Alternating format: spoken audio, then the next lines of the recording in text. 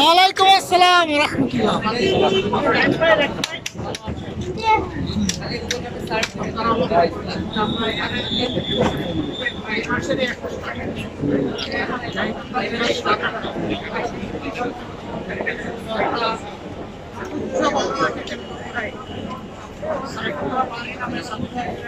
পরে কিন্তু বাইরে হতে পারবেন না।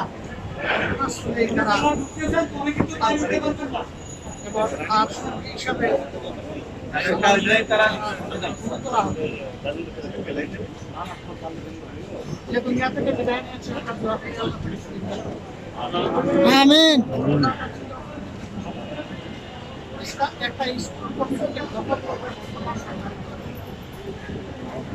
এটা অনেকটা গায়ের জোরের মতো সারা বাংলাদেশের তারই একটা অবস্থান সেখানে ছিল।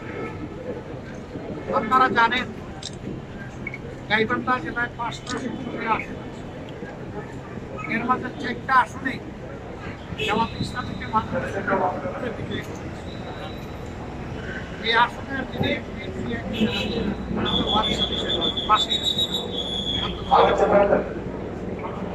আজকে আমার সাথে এখানে আছেন গাইবান্ধা জেলা আমির সরকারের যিনি এমপি জনাব আব্দুল করিম সাহেব, আর আছে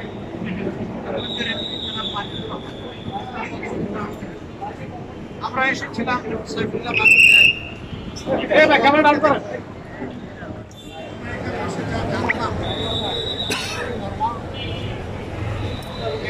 চলে গেছে দুনিয়ায় তার আর কোনো দায় নাই। সে আর তার জন্য পারবেন না, বুঝা না, এবং কারোর জন্য সে বুঝা হবে না।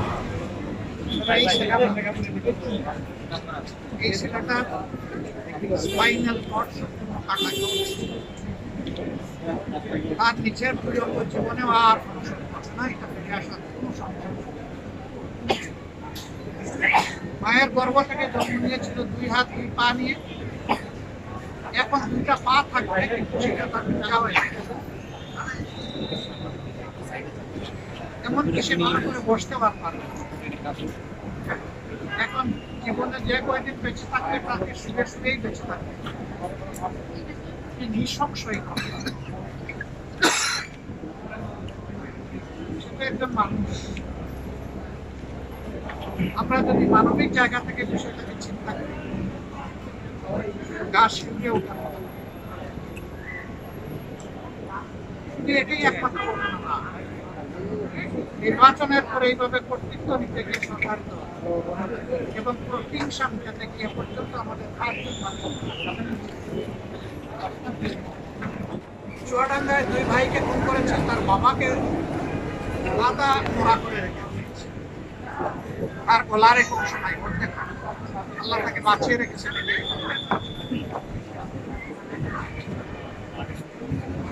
চিটাঙ্গে দেখেছেন একটা ছেলের পা প্রায় বিচ্ছিন্ন করে দেওয়া হয়েছে। কেন? ক্ষমতাকে মানুষের মানুষকে এতটাই বন্ধ করে দেবে, একটু কি মানবিক থাকবে না? মানুষ হিসাবে একটু চিন্তা করবো না আমরা এই হিংস্র পাশবিক রাজনীতির অবসান? তবে এটা ঠিক, অসহিষ্ণু হয়ে খুন করে, গুম করে, অত্যাচার করে, সন্ত্রাস করে কোনোদিন কোনো আদর্শকে নির্মূল করা যাবে না। আমরা মনে করি সরকারি দলের কিছু সিনিয়র নেতাদের দায়িত্বহীন কথাবার্তার কারণে এই ধরনের ঘটনা ঘটছে। তারা বিভিন্ন সময়ে যে সমস্ত উস্কানিমূলক কথা বলে, এগুলা থেকে সন্ত্রাসীরা উৎসাহ এবং তারা মনে করে নেতারা যেহেতু বলছে কাজেই আমাদের কোনো সমস্যা নেই। এই অবস্থায় তো গত 15.5 বছর ছিল। আমরা শুধু নির্যাতিত হই নাই, জুলুমের শিকার হই নাই, বর্তমান সরকারি দল নির্যাতিত হয়েছে, জুলুমের শিকার হয়েছে। তাহলে কি আমাদের শিক্ষা হবে না? তাই তো দেখো, শিক্ষা যদি না হয়ে থাকে তাহলে জুলাইয়ের মতো জুলাই বারবার করতে থাকবে। আর কত রক্ত দিবে এই রক্তের বন্ধ হওয়া দরকার। শান্তি ফিরে আসা দরকার। নির্বাচনে ইঞ্জিনিয়ারিং হওয়া সত্ত্বেও, আমাদের বিজয় জোর করে কেড়ে নেওয়া সত্ত্বেও, আমরা শুধু দেশটা বিশৃঙ্খলা এবং সিভিল ওয়ারের দিকে না যাক, গৃহযুদ্ধের দিকে না যাক, এই জন্য এই নির্বাচনের রায়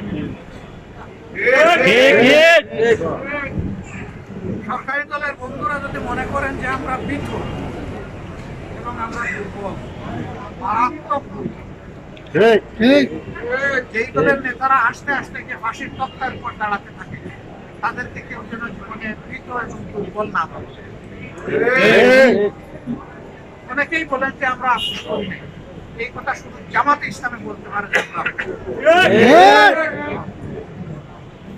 আমাদের 5 দায়িত্বশীল নেতাকে বিচারিক আদালতে খুন করা হয়েছে, তাদেরকে ফাঁসিতে ঝুলানো হয়েছে, কিন্তু তাদের মুখ দিয়ে কোনো দুর্বল কথা সরকার হাজার চেষ্টা করে বের করতে পারে।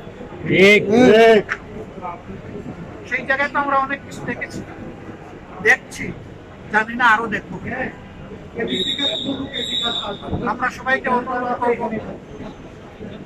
এই ইতিহাসের ওই শিক্ষা নিতে চাই না যে ইতিহাস থেকে কেউ শিক্ষা নেয় না, বরঞ্চ অনুরোধ করবো ইতিহাস থেকে শিক্ষা নিই। আমরাও নেই, সবাই নেই, তাইলে দেশ বাঁচবে, জাতি বাঁচবে। আর সন্ত্রাস, গুন্ডামি, খুন কখনো কোনো সমাধান আমরা এটা দেখতে চাই। আর কোন মায়ের বুক খালি হোক, আর কোন সন্তান জীবনের করে পঙ্গু হয়ে যাক, আর কোন